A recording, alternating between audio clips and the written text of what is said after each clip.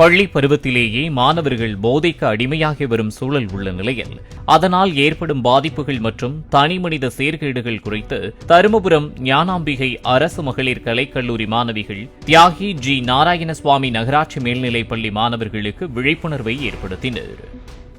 நான் இப்போ உங்கள்கிட்ட எதுக்கு பேச வந்திருக்கேன்னா, ட்ரக்ஸை பற்றி தெரியுமா? ஏதாச்சும் எனி ஐடியா?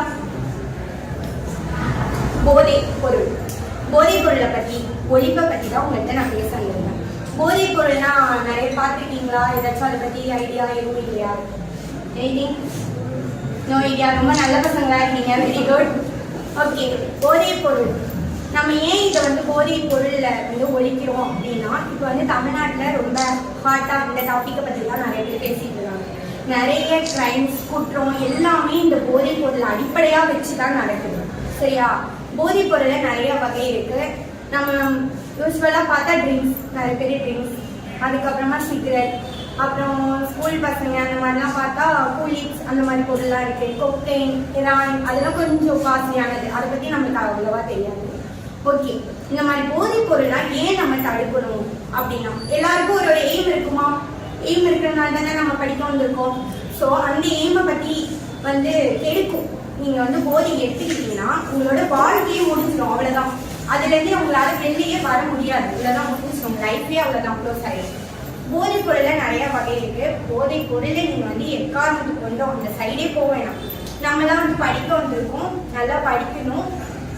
போதைப் பொருள் அது எதனால நான் எடுக்கக்கூடாது, அதுலேருந்து வெளில வரணும் அப்படின்னு சொன்னா, போதைப் பொருள் எடுத்துக்கிட்டீங்கன்னா நம்ம சமுதாயத்தில் நம்மளுக்கு எந்த ஒரு மதிப்பும் இருக்காது.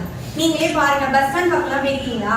இந்த சைட் பஸ் ஸ்டாண்ட் குடிச்சிட்டுலாம் நிறைய பேர் படுத்திருப்பாங்களா? அவங்களாம் பார்த்தா நீங்க என்னைக்காச்சும் டீசெண்டா இருக்காங்க, நம்ம அவங்ககிட்ட போய் பேசணும்னு யாருக்காச்சும் அந்த மாதிரி எண்ணங்கள் இருக்கா? இல்ல நம்ம அவங்கள பார்த்தாலே ஒதுங்கி வரோம், வேணும் அப்படின்னு சீப்பா தானே நினைக்கிறோம். அந்த மாதிரி மரியாதையே நம்மளுக்கு சமுதாயத்துல கிடைக்காது. ஸோ நீங்க என்ன பண்ணணும், போதைப் பொருள் அந்த மாதிரி வேர்டே நீங்க யூஸ் பண்ணக்கூடாது. அதுகிட்ட இருந்து எப்போதுமே விலகிட்டாரு.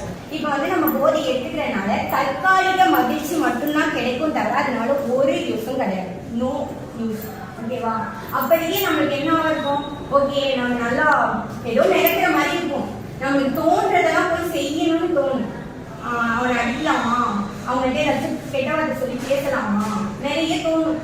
பொண்ணுங்களை பார்த்தா கிண்டல் பண்ணணும்னு தோணும். அந்த மாதிரி நிறைய விஷயங்கள் தோணும். அதுதான் அப்போதைக்கு ஒரு தற்காலிக மகிழ்ச்சி மட்டும்தான் போதைப் பொருள் கொடுக்குமே தவிர அதனால நோ யூஸ். உங்க குழந்தைங்களும் பண்ணா அதை பார்த்து உங்களால சும்மா இருக்க முடியுமா? முடியாதுல்ல. அதை என்ன பண்ணணும், நம்ம தானே ப்ரொடெக்ட் பண்ணணும். அப்ப நம்மளே ஃபர்ஸ்ட் ஒழுங்கா இருந்தா உங்களுக்கு அட்வைஸ் பண்ண முடியும். இப்ப இந்த இடத்துல நான் என்ன சொல்றேன்னா, நான் ஃபர்ஸ்ட் ஒழுங்கா இருந்தா உனக்கு அட்வைஸ் பண்ண முடியும். இப்ப ஜென்ட்ஸ் மட்டும் இல்ல, லேடிஸும் என்ன பண்றாங்க, ட்ரக்ஸ் யூஸ் பண்றாங்க. ஆமாவா இல்லையா? சோ நீங்க ரீல்ஸ்ல எல்லாம் சோஷியல் மீடியால எல்லாம் பார்த்து இன்ஸ்பயர் ஆவீங்கல்ல, உங்க ஃப்ரெண்ட்ஸ் கிட்ட இருந்தும் நீங்க இன்ஸ்பயர் ஆவீங்க. பிளஸ் ரீல்ஸ், சோஷியல் மீடியா இதுல இருந்தும் நீங்க இன்ஸ்பயர் ஆவீங்கல்ல. அந்த ஹீரோ ஸ்டைலா தம் அடிக்கிறாங்க, நல்லா இருக்கு நம்மளும் பண்ணுவோம் அப்படின்னு பண்றீங்களா? நாங்கள் இந்த பசங்கள்கிட்ட என்னென்ன பற்றி பேசணும்னா, போதைப்பொருள் எடுத்துக்கிறனால என்னென்ன ப்ராப்ளம்ஸ் வரும், என்னென்ன டிசீஸ் வரும், சமுதாயத்தில் என்னென்ன சீர்கேடுகள் ஏற்படும் அப்படின்னா அந்த பசங்கள்கிட்ட நாங்கள் நிறைய அறிவுறுத்தணும். அது மாதிரி அதுலேருந்து வெளில வர்றதுக்கான வழிமுறைகள், நிறைய மறுவாழ்வு மையம் அந்த மாதிரிலாம் சொன்னோம். இந்த மாதிரி தவறான செயல்பாடுகள் நீங்கள் எங்கேயாச்சும் பார்த்தீங்கன்னா அதை இன்ஃபார்ம் பண்ணுங்கன்னு நாங்கள் நிறைய சொல்லியிருக்கோம். அந்த மாதிரி டிசீஸை பற்றி நிறையா சொன்னோம். அவங்களோட ஒழுக்கங்கள், அந்த சீர்குலைவு, நிறைய குற்றங்கள்லாம் தமிழ்நாட்டில் நடக்குதுல்ல, அதெல்லாம் இதனால தான் நடக்குது, இதை பேஸ் பண்ணி தான் நடக்குது, அந்த மாதிரி சொல்லியிருக்கோம். அந்த பசங்க எல்லாத்தையும் கேட்டுக்கிட்டாங்க. இதுலேருந்து அவங்க புரிஞ்சுட்டு இதுலேருந்து வெளில வந்துடுவாங்க.